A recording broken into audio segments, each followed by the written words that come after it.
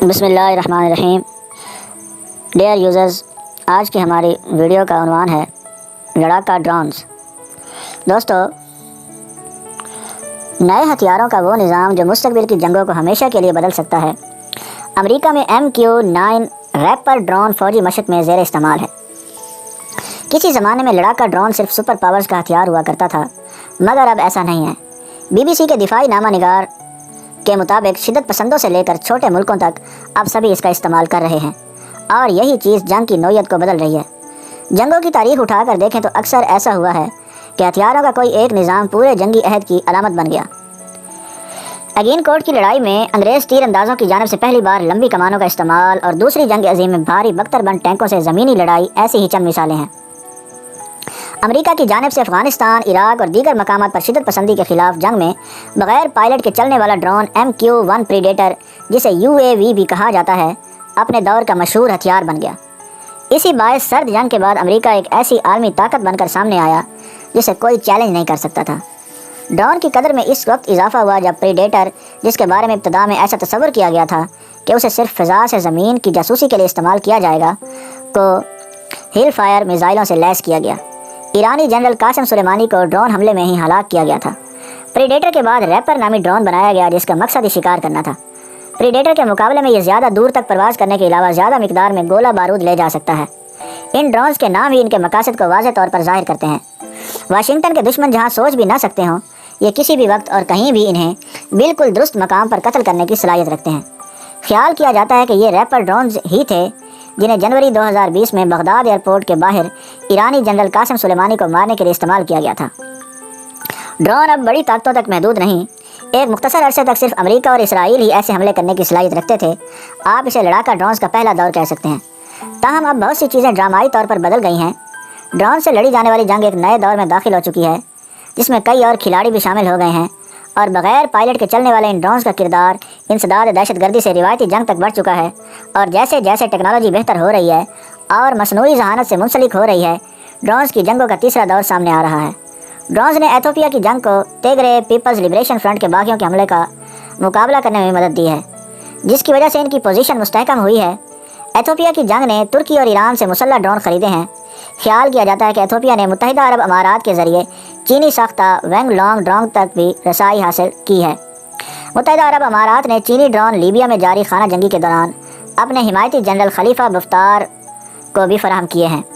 بہت سے تنازعات میں ڈرونز کا کردار فیصلہ کن رہا ہے، جیسا کہ لیبیا کی بین الاقوامی طور پر مانی جانے والی حکومت کی بقا کے علاوہ گزشتہ سال ناگورنو کرباخ تنازع کے دوران ترکی کے مہیا کردہ ڈرونز نے آذربائیجان کی فوج کو آرمینیا سے علاقے کا کنٹرول حاصل کرنے میں مدد دی۔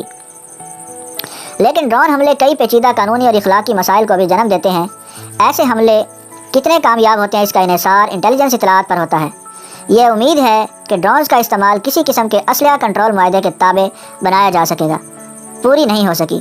اگرچہ امریکہ اپنی جدید ترین ڈرون ٹیکنالوجی قریبی اتحادیوں کے علاوہ کسی کو دینے سے کتراتا ہے، دوسرے ممالک ایسا نہیں کرتے، اس لیے ڈرونز یا UAVs کا پھیلاؤ تیز تر ہوتا جا رہا ہے۔ اس وقت دنیا بھر میں تقریباً 100 سے زیادہ ممالک اور غیر ریاستی گروہ ڈرونز کی صلاحیت رکھتے ہیں۔ ان میں سے کئی مسلح ڈرون تک رسائی بھی رکھتے ہیں۔ Paul Scharre Center for New American Security کے ڈائریکٹر اسٹڈیز ہیں۔ ان کا کہنا ہے کہ ڈرون سسٹمز کا پھیلاؤ جاری رہے گا۔ ان کا کہنا ہے کہ چین اس وقت دنیا میں ڈرونز برآمد کرنے والا سب سے بڑا ملک ہے، لیکن اب ڈرونز صرف بڑی طاقتوں تک محدود نہیں رہے۔ ایران اور ترکی جیسی طاقتیں جو ڈرون ٹیکنالوجی کی حامل ہیں، ان سسٹمز کو بیرون ملک فروخت کر رہی ہیں۔ پال کے مطابق کمرشل ڈرون ٹیکنالوجی اب اتنی عام ہو چکی ہے کہ کوئی بھی چند $100 کی مدد سے حملہ کرنے والا ڈرون بنا سکتا ہے، اور چند شدت پسند گروپ ایسا کر بھی چکے ہیں۔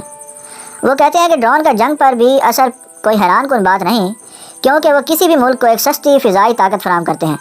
ایسے ممالک یا گروہ جو مہنگے لڑاکا طیارے خریدنے کی سکت نہیں رکھتے، ڈرون خرید سکتے ہیں، اور اگرچہ ڈرون میں وہ صلاحیت نہیں جو ایک لڑاکا طیارے میں ہوتی ہے، لیکن پھر بھی کسی حد تک فضائی حملے کی صلاحیت ضرور حاصل ہو جاتی ہے۔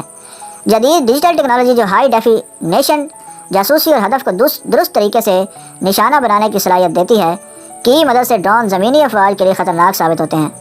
لیکن علاقائی تنازعات اور خانہ جنگی میں ڈرون کے استعمال سے مستقبل کی جنگوں میں ڈرون کی اہمیت کی نشاندہی ہوتی ہے۔ ایک جانب جب امریکہ اور اس کے اتحادی شدت پسندی کے خلاف جنگ پر توجہ مرکوز کیے ہوئے تھے، تو دوسری جانب روس نے شام میں ڈرونز کے وسیع تر جنگی استعمال کے تجربے کیے۔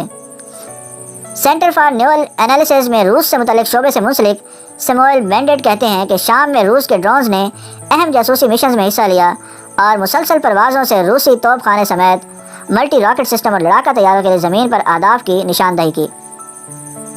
وہ کہتے ہیں کہ یہ نیا تصور جس میں ڈرون 24 گھنٹے جنگ کے میدان کی تصویر فراہم کرتے رہتے ہیں اور اہداف کی نشاندہی کرتے ہیں، روس کی فوج کے جنگی مستقبل کو ایک نیا جنم دے رہے ہیں، کیونکہ اس سے پہلے جنگ لڑنے والے جرنیلوں کے پاس ایسی کوئی سہولت موجود نہیں تھی۔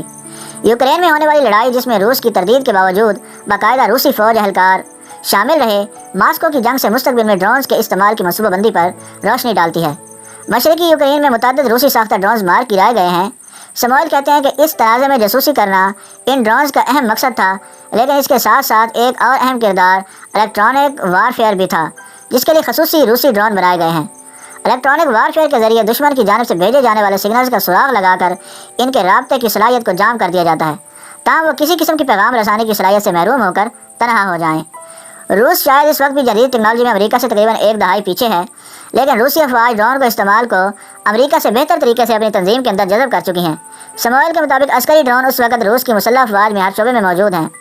اب یہ بات لڑائی کے دوران ثابت ہو چکی ہے، جب یوکرین کی بختر بند یونٹس کو لمحوں میں شناخت کر لیا گیا اور ان کی پیغام رسانی کو جام کر دینے کے بعد ان کی جانب توپ خانے سے تباہ کن گولہ باری کی گئی۔ یوکرین خود بھی ترک ساختہ مسلح ڈرونز رکھتا ہے، جن کو روس حمایتی باغیوں کے خلاف دنیا دنباس میں لڑائی کے دوران استعمال کیا گیا۔ جنگ کے میدان میں بڑے شدت پسند اور مسلح گروہ بھی ڈرون استعمال کر رہے ہیں، لیکن سوال یہ ہے کہ جب ڈرون کا خطرہ سمجھ میں آ چکا ہے تو اس کا توڑ کرنا اتنا مشکل کیوں ہے؟ پال کہتے ہیں کہ آج کل استعمال ہونے والے ڈرون کسی روایتی لڑاکا طیارے سے بہت چھوٹے ہوتے ہیں، اس لیے ان کی نشاندہی کے لیے مختلف قسم کے فضائی دفاعی سسٹم درکار ہوتے ہیں۔ ان کی رفتار انتہائی کم ہوتی ہے اور یہ زمین کے قریب اڑنے میں، جس کا مطلب ہے کہ زیادہ تر فضائی دفاعی سسٹم انہیں مار گرانے کی صلاحیت ہی نہیں رکھتے۔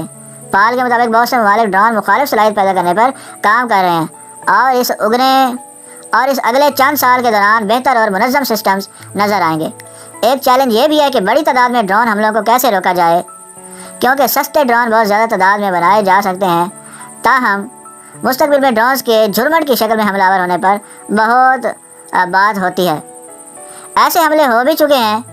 سن 2018 میں شامی باغیوں نے روس کے ایک فضائی اڈے پر 13 ڈرونز کی مدد سے حملہ کیا تھا، لیکن پال شارلے کے مطابق ڈرونز کے جھرمٹ سے مراد یہ نہیں کہ ان کی تعداد کم ہوگی، لیکن اس کا مطلب یہ ہے کہ ڈرونز بنا کر بنا کسی انسانی مدد کے آپس میں کتنے بہتر انداز میں رابطے میں ہیں۔ ایسے حملے ایک ہی وقت میں مختلف سمتوں میں زمین پر دفاع کرنے والوں کے لیے مشکلات پیدا کر سکتے ہیں۔